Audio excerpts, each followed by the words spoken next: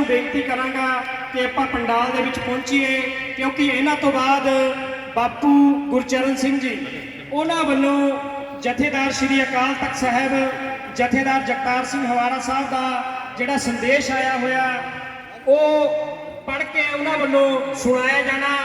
ਸੋ ਨੌਜਵਾਨਾਂ ਨੂੰ ਬੇਨਤੀ ਹੈ ਕਿ ਉਹ ਪੰਡਾਲ 'ਚ ਪਹੁੰਚਣ।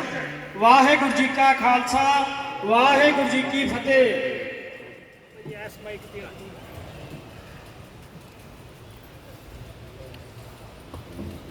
जो बोले सो निहाल।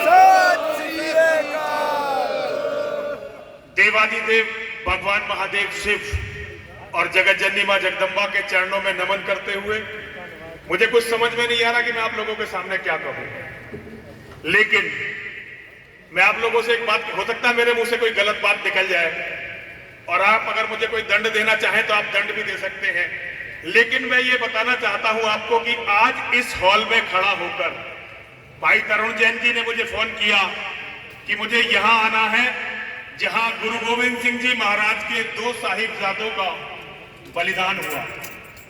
भाई मैं साधु हूं, नेता नहीं हूं, मैं एक भी शब्द ऐसा नहीं बोलूंगा जो झूठ हो। मैं जिसे सच समझता हूं उसे ही बोलूंगा।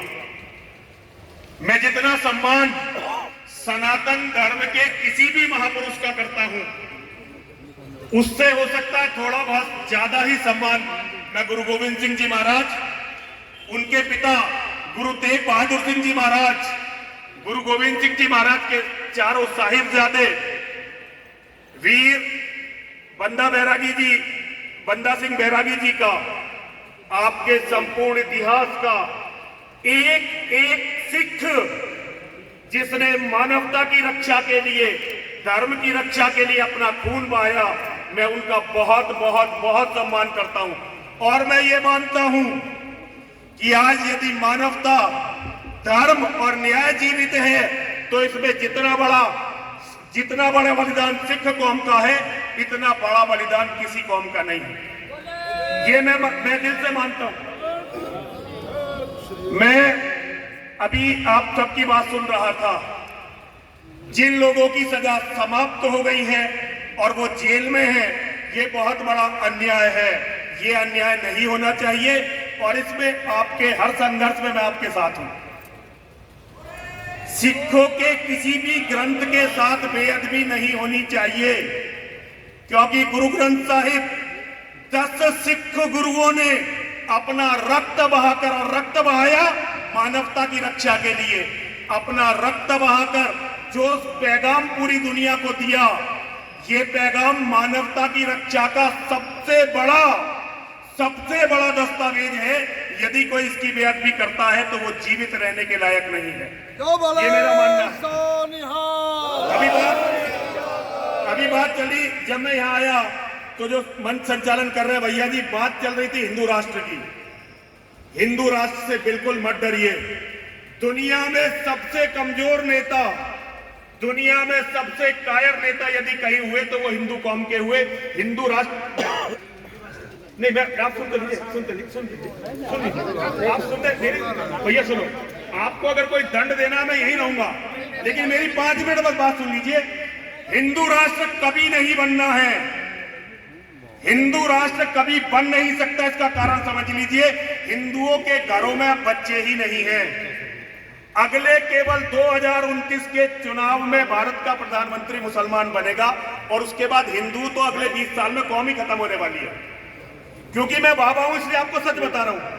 तो और सुनिए, कभी भी कोई भी हिंदू सनातनी सिख कौम का दुश्मन नहीं हो सकता भाई, कभी हो ही नहीं सकता।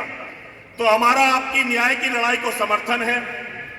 हम तो अगले 30 सालों में खत्म हो ही जाएंगे, लेकिन सिख भाई हमेशा बने रहे, आपकी हमेशा विजय हो, आप हमेशा इस तरह ही खुशहाल हो, ये मेरी कामना मां और महादेव से है, अपने सभी देवताओं से है। आप लोगों ने बहुत रक्त बहाया न्याय के लिए। हम हिंदू मानवता और न्याय की लड़ाई लड़ ही नहीं पाए, हम कभी भी मानवता और न्याय की लड़ाई लड़ ही नहीं पाए।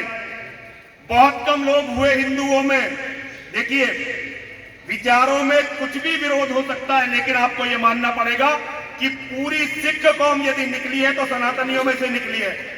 और आपके गुरुओं ने न्याय की खोज की, आपके गुरुओं ने जातिवाद से, महाराज क्षमा चाहता हूं, क्षमा चाहता हूं, महाराज क्षमा चाहता हूं, महाराज क्षमा चाहता हूं, गलती हो गई, क्षमा चाहता हूं। मैं किसी का अपमान करने के लिए यहां नहीं आया, और कम से कम सिखों का अपमान तो करने की सोच भी नहीं सकता। लेकिन मुझे लगता है कि न्याय के लिए जितना रक्त आप लोगों ने बहाया है, इतना दुनिया में, इस देश में किसी कौम ने नहीं बहाया। आप लोग हमेशा खुशहाल रहे, आप लोग हमेशा फलते फूलते रहे और न्याय की लड़ाई लड़ते रहे, ये मेरी आपसे बहुत बहुत बहुत कामना है। लेकिन एक बात निवेदन करना चाहता हूं, नेताओं की निष्ठा के लिए हिंदू कौम को शत्रु मत समझिए कभी भी। नेताओं की निष्ठा के लिए पूरी हिंदू कौम आपकी शत्रु नहीं हो सकती। हिंदू कौम